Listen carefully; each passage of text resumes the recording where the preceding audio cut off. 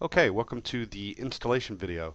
I went ahead and bought a domain since I'm going to be installing the paid surveys blog that has my keywords inside the domain. I only bought a .info for demo purposes, but normally I'd recommend a .com, .org, or .net.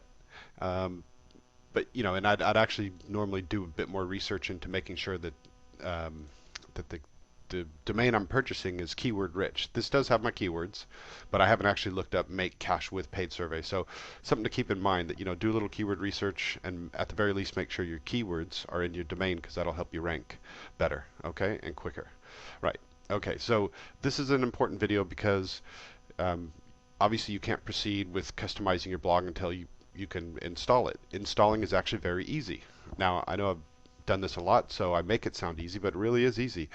But get familiar with this video and the installation process, and once you've done one or two, it's going to be, you're going to be amazed at how easy it is. So, um, if you don't have cPanel hosting, I highly recommend you get cPanel hosting. It not only helps these blogs install easier, but with WordPress in general, I just find this particular type of hosting, as you can see here, cPanel is just so much easier, compared to GoDaddy hosting or non-cPanel hosting. That's just my personal opinion, but I've been building sites since 2004, so um, it's something I'd recommend. If you look on the documentation page, you'll see hosting cPanel recommended. HostGator, you can get the first month for a penny if you click this link. So just something to consider. Right, there's two things we're going to do. Actually, three. One is we're going to create a database. So if you've never created one, don't worry, I'll show you how to do it. Next thing we're going to do is upload two files. And then the third thing we're going to do is go through the installation process in a new browser. Okay, so let's begin with a MySQL database. What I usually do is have a little notepad file ready to go where I've got database name, user, and password because I'll need this information. Okay, so let's go ahead and create a database. So you click MySQL databases. Now I usually keep this to about 5 characters. So since I'm doing paid survey, I might do something like paid S and then create database. Now I need this full string of characters here. So the account name, underscore, and the database name. So you want this full set of characters. Click copy, go back to my notepad file. That's my database name.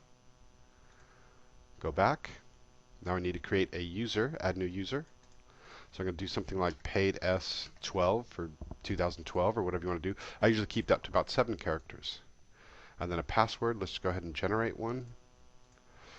Doesn't really matter, but I'll take that one. I'm going to Control C to copy that. Go back to my notepad file and paste that in. Because first of all, you need this information. Second of all, you need to click I have copied this password in a safe place. So you tick that box, use password, and then we create user. Okay, so now I need this string as well because this is my user information. Oops, sorry, do that sometimes.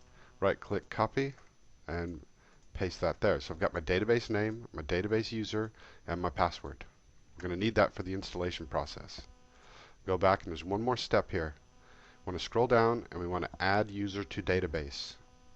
Now if you have multiple blogs installed on your server, you're obviously going to have a big list of different databases and usernames. So you want to make sure that your database and your user are the two that match up. So you're adding the proper user to the proper database. Click add and then tick all privileges. Click make changes. Now that user, paid S12, has been added to this database, paid S. We go back. Okay. Go back home. And we want to click File Manager. Document root for that particular domain. Show hidden files. I usually have that ticked. And then click Go. That's going to open up File Manager. You can see the directory is empty in this particular case. And then we're going to click this Upload button. And we're going to upload just 2 files. One is the importbuddy.php. So double click that. Okay, so that's uploaded. Click back. Or I could have clicked choose again actually. Click upload and choose file. And I'm going to double click this zipped blog file. Do not unzip this file. You just need to upload these two. So I'm going to double click that.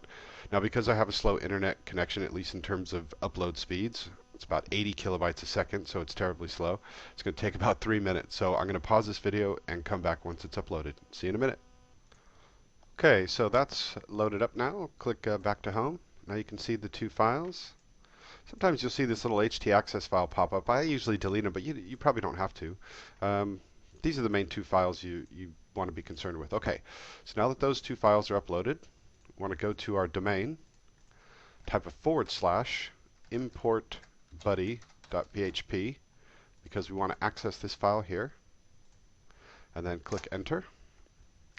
And you're going to see step 1 of 7.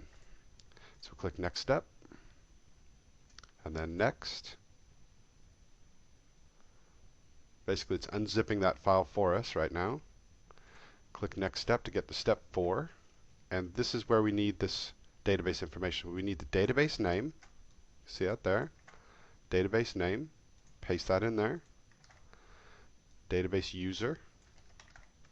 Paste that in there. And then database password. And we paste that in there, and that's it. Then we click next step. Okay, database import complete. Click the button again. Step 6 of 7, import complete. Delete import and migration files. And that's it, we're done. So if I had a faster upload connection and I wasn't talking, and describing the process, I'd probably have that installed in about 2 minutes. So now if I just delete the import buddy bit up in my browser and click enter, we'll see that the blog is already installed. So we're going to type / wp-login.php so we can log into the blog. And you'll find your login details in the README first document, but there's also a blog login details folder as well that just has the same information. So for this particular set of blogs, you want to use this password here. So admin's the username, type in that, paste in that password, and we log into the blog. Okay, so we're in. So in the next video, again, if it seemed a little bit unclear, just watch this video again. I'm trying to keep it short so you can see how easy it is, and re-watch it, and then try to install, and it should work really well for you. The next video I'm going to install on a subdomain, and I'll see you then.